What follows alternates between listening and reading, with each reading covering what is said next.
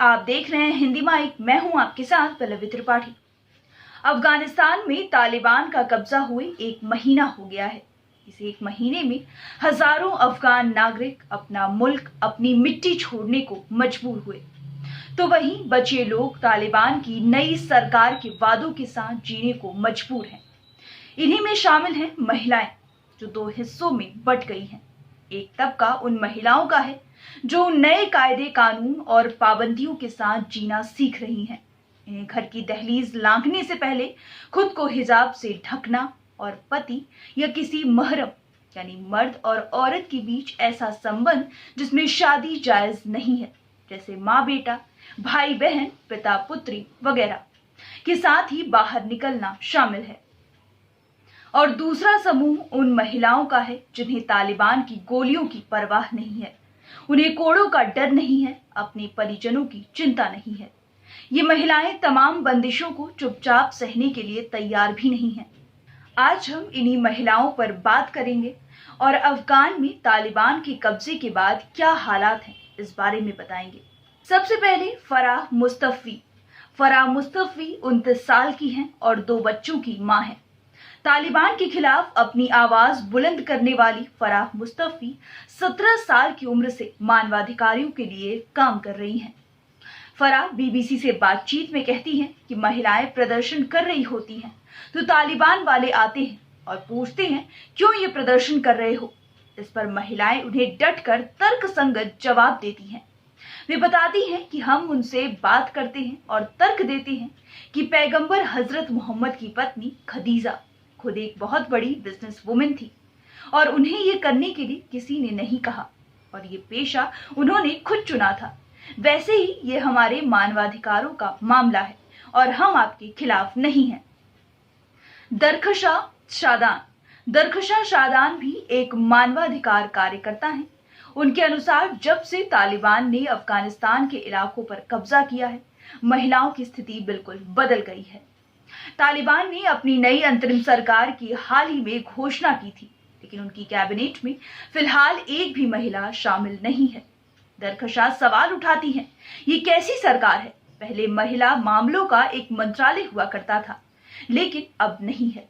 महिलाओं के भविष्य को लेकर स्थिति स्पष्ट नहीं है। वे कहती हैं, हमने खबरों में देखा है कि तालिबान कहते हैं कि महिलाएं घर पर रहें और केवल वही महिला काम कर सकती है जो शिक्षण या स्वास्थ्य सेवाओं से जुड़ी हैं। लेकिन उन महिलाओं का क्या जिनके घर में कोई पुरुष सदस्य नहीं है और उनको ही घर संभालना है? वो अगर काम नहीं करेंगी तो उनके घर का खर्च कैसे चलेगा? तालिबान के इस फरमान के बाद ऐसी अकेली महिलाओं का क्या होगा? लेकिन वो खामोश नहीं रहेंगी और महिलाओं के अधिकारों के लिए लड़ती रहेंगी। शकीबा तमकीन। नेशनल फोर्स के एडमिनिस्ट्रेशन विभाग में काम करने वाली शकीबा तमकीन बीबीसी से बातचीत में कहती हैं कि तालिबान के कब्जे के बाद उनकी 80% जिंदगी बदल गई है। वे 25 साल की हैं और बदख्शां प्रांत से काम करने के लिए काबुल आई थी। उनके घर में माँ और छोटे भाई बहन हैं। वे कुछ पैसे बचाकर अपने घर भेज दिया करती थी, लेकिन अब खुद आर्थिक तंगी में जी रही हैं। उन्होंने बताया, पिछली सरकार से मुझे वेतन अभी तक नहीं मिला। मैं घर का किराया तक नहीं दे पा रही हूँ। खाने पीने या कपड़े खरीदने के पैसे तक नहीं है। 1 महीने काबुल में रहकर स्थिति देखकर फिर अपने प्रांत लौटने का फैसला लूंगी। हमसा बदखुशां। हमसा बदखुशां 27 साल की हैं और पिछली सरकार में योजना और नीति विभाग में काम करती थी। वे बताती हैं, मैं तालिबान के आने के बाद अपने दफ्तर जाने वाली पहली महिला थी, लेकिन जब मैं वहां पहुंची तो मुझे वहां से जाने के लिए बोला गया और कहा गया कि अब यहां हमारा स्टाफ है और हम भविष्य के लिए अपनी योजनाएं और नीतियां बनाएंगे। जूलिया पारसी। देश के तखार प्रांत से आने वाली जूलिया पारसी स्कूल और निजी यूनिवर्सिटी में पार्ट टाइम टीचर का काम करती हैं। जूलिया के मुताबिक बच्चे तालिबान के डर के मारे नहीं आ रहे हैं और तालिबान ने कहा है कि 7वीं कक्षा से 12वीं तक के बच्चे स्कूल न आए और लड़कियों को हिजाब पहनने के लिए कहा गया है। उनके अनुसार तालिबान ने लड़कियों के हिजाब न पहनने पर पिटाई भी की है। ऐसे में बहुत से माता पिता डरे हुए हैं और अपनी बच्चियों को स्कूल भेजने से घबरा रहे हैं। कॉलेज में भी उन्होंने लड़कियों को हिजाब पहनने के लिए और लड़कों और लड़कियों को अलग अलग पढ़ाई करने के लिए कहा है। जूलिया की 3 बेटियां हैं और 2 बेटे हैं। पति बरसों से बेरोजगार हैं। वे बताती हैं कि उनकी बड़ी बेटी 12वीं में और छोटी 10वीं में पढ़ती है। अब वे स्कूल नहीं जाती। उनकी छोटी बेटी 4ठी कक्षा में है। वो कहती है, इतनी छोटी बच्ची कैसे हिजाब पहनेगी। मैंने उसका स्कूल बंद करा दिया है। मेरे बच्चे तालिबान से डरे हुए हैं और सदमे में हैं। मैं 1 महीने से घर पर ही हूँ।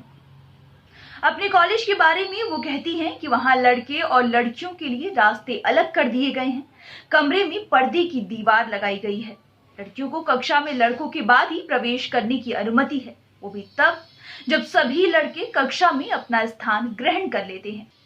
बता दें कि हाल ही में आई संयुक्त राष्ट्र शैक्षिक, वैज्ञानिक और सांस्कृतिक संगठन यानी यूनेस्को की रिपोर्ट में कहा गया था कि तालिबान के नियंत्रण के खत्म होने के बाद पिछले 17 सालों में प्राथमिक स्कूलों में लड़कियों की संख्या 0 से बढ़कर लगभग 25 लाख हो गई थी।